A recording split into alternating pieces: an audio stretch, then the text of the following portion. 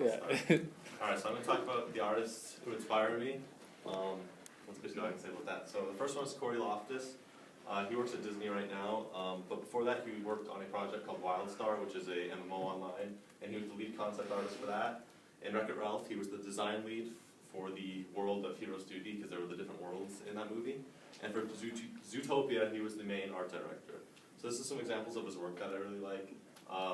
Not only because it's Game of Thrones, but I really like the way he shows hair by just using colored lines to show the texture. And then on the other one, I really like the amount of detail he puts into his line work, like the scales on the jacket and like all the little bumps and grinds that really add to the detail of the character. But another thing I like to do is his inking. So that's him inking it on the right, it's the design on the left, and it's just really satisfying to watch him ink because his line work is so controlled, and I just really love the quality that his lines have. The next one is Jamie Hewlett. Brandon could probably talk about this guy for like hours, but whatever. So he's an English comic book artist, designer, and director, and he was the co-creator of the comic Tank Girl and the co-creator of the virtual band Gorillaz.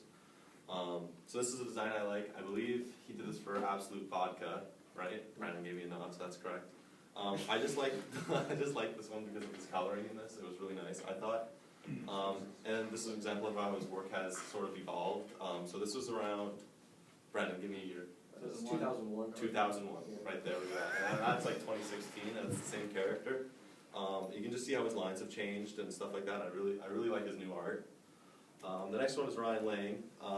He's the art direction of Alright, don't laugh in his face, alright? He tries.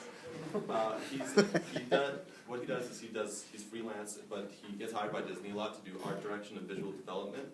He's worked on Big Hero 6, Wreck-It Ralph, and Moana. I have no idea if I have pictures of them in here.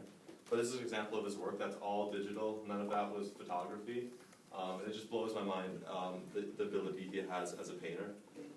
This is kind of what work shows his process, how he blocks in colors, and then he adds effects and blends his colors.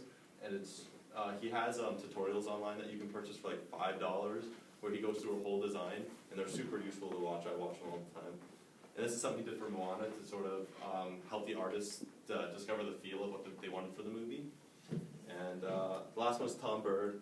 He's a freelance artist who I've personally worked with, and he inspires me in a different way. He doesn't inspire me with what he makes, even though it is high quality.